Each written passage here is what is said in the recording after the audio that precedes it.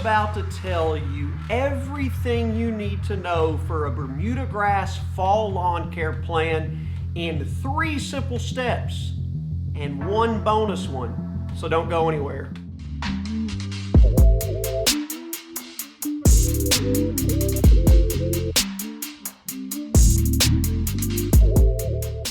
Thank you everyone for coming back and joining me here on Budget Lawns. If you are subscribed, I appreciate you. If you're not, maybe you will at some point.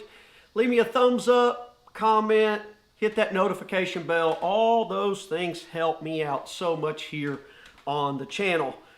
So, I've kind of had fall lawn care on my radar, but the forecast is just screaming autumn here coming up and here soon, which is kind of early for our area here in Northwest Arkansas. But we're looking at overnight lows possibly in the 40s and 50s with daytime highs barely reaching into the 70s.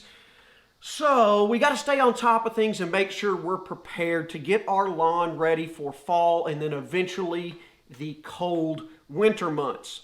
But we're going to keep this simple, and we're only going to do 3 easy things to accomplish that. And we're going to go over all those right now, plus 1 bonus tip that I'm going to give a whirl this year. So I've got a lot of other videos about these topics that I'm going to talk about. So if you want more information, be sure you check the comments or the description section below. I'll leave all the links there. Each video will be titled with a link, so you'll know exactly what you're looking at. Step number 1.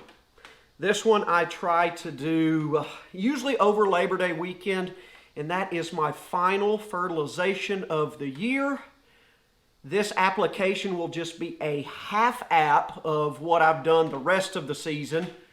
So we'll put down just a 1/2 pound of nitrogen through our 1010 and our ProCare Natural Organic. I've got everything I need for my lawn care fall program just right here. So you can see we're not doing much, and it begins with fertilization. We'll do a half rate of what we typically do. That's just a 1/2 pound of nitrogen. We don't want to put too much nitrogen into the soil going into the fall. And as it's getting ready to go into dormancy, we just don't want to push growth a whole lot. That's step number 1.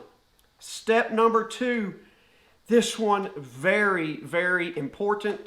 I tried it for the first time last fall, and I'm telling you folks, the difference it made in my lawn for the winter and early spring was just incredible. Oh, here we go, Pre-emergent. I'm using the old faithful Spectracide Weed Stop for Lawns plus Crabgrass Preventer. We will put that down sometime in the 2nd or 3rd week of September. So, fun fact, the meteorological fall season starts September 1, but the actual astronomical fall does not start until the 3rd week of September. So that's when I try to time my pre-emergent for my area, but we're using the same thing I did last season. I will go pretty heavy on that, but I do recommend you follow the bag's label instructions just to be safe if you've never used it before. Where this one differs on the instructions for pre-emergent, I don't worry about the grass being wet. I don't worry about there being dew. I will put it down dry, but I will actually make sure that I water it in really, really well into the soil. That way it can get that barrier down to prevent those winter weeds and the Poa annua especially from coming up this fall, because we know the Poa annua germinates in the fall and it rears its ugly head later in the winter and early part of spring. So we want to eliminate that. This was very successful at doing that for me last season. I'll put that application down here, like I said, the 3rd week or so of September. And then I'll come back the first part of next year, the 1st week of January, and I'll put another round of it down just like I do this month. And that will get me through until my spring application. We'll go over more of the spring stuff when we hit spring. Just make sure you get that fall pre-emergent down if you have a really bad infestation of weeds over the winter. But I can tell you one thing, if you do everything right in your lawn care program all season long and you get that grass nice and thick and lush, you can really eliminate and choke out a lot of weeds without a pre-emergent.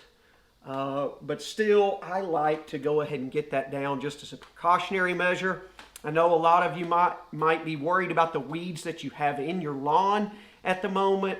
For me personally, it's just too late in the season to even worry about a post-emergent application. Most of the stuff you've got out there right now with the cold weather knocking on the door is just going to die then anyways. So really, don't worry about that. Just live with it. Be patient for the cold weather to get here and really put all your focus and attention on your pre-emergent application. You'll be glad you did that as opposed to worrying about what pesky weeds you have right now. That was step number 2. Step number 3. I do this every season, but I'm going to tackle this one just a little bit differently this year. I always raise the height of cut on my lawn as we progress through the fall.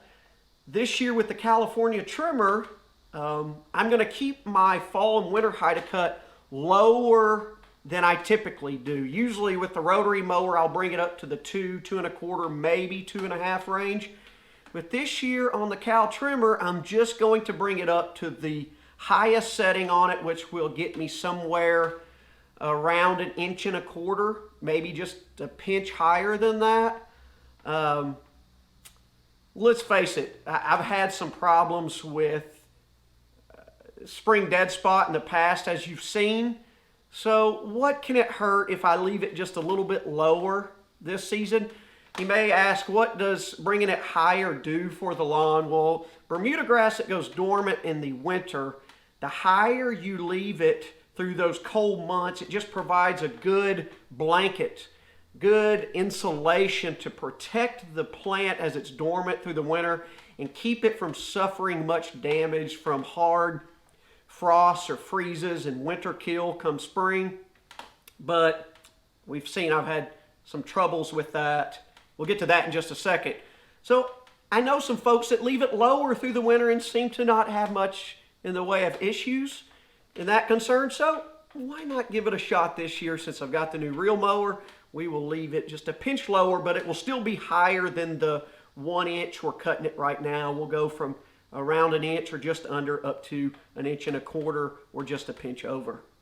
So those are the 3 main steps that I would recommend you absolutely do for your Bermuda grass lawn fall program. 1, fertilize it. Don't go too heavy. 2, get down your pre-emergent. And 3, start raising your height of cut up a little bit. So what is the bonus tip that I'm going to give you today? This is one I've never done. I have never done this, not only in the fall, but never at any point during my lawn care season. But the spring dead spot this past season just drove me nuts, and it took forever to fill back in. So I made some adjustments to my fertilization plan by adding more potassium, which should help fight off disease better. And I told you that if I get it next year, I'm going to do some plugging from healthier spots of the lawn to get it to fill back in better. But honestly, I want to try and prevent it at all costs. So, along with the potassium that I've added this season, I am going to try, which I have never done before, a fungicide. I'm going to go with the Bayer Advanced Fungus Control for Lawns. As I've mentioned in other videos, from the research I've done on spring dead spot, it is most common in well-maintained Bermuda lawns. There's not a whole lot known about it. The timing of a fungicide in the fall is very crucial if you're going to have any success in preventing it. So spring dead spot is a disease that really affects the lawn in the fall. So that's when the disease does its damage, but you don't know that you have it until the spring when the grass comes out of dormancy, and those areas that had the disease in the fall suffered harm from the cold winter months and just don't come out of dormancy, and you're just left with brown spots. So I'm hoping the active ingredient in this, the propiconazole, will help reduce or eliminate the spring dead spot that I have been suffering in the fall and seeing in the spring, because if you get it one season, you're likely to get it again the next season, and those spring dead spots can just get bigger and bigger and bigger if you don't find a way to help the lawn fight it off. So hopefully the potassium and this fungus control will do just that for me. Fingers crossed, we'll do the best we can, and we'll find out come next spring. Oh, we finally got some rain, and thank goodness. You can tell my sinuses have been going absolutely nuts. We needed that rain to finally settle things down. And normally this time of year in the fall, we would be super hot and still have a lot of season ahead of us. But we're tackling this fall lawn care program, discussing it at least a little early, as we can see that the forecast may be pointing at an early fall for us. So those are your 3 steps with 1 bonus. I hope you find them helpful. I appreciate you watching. Stay tuned for much more to come here on Budget Lawns. Take care.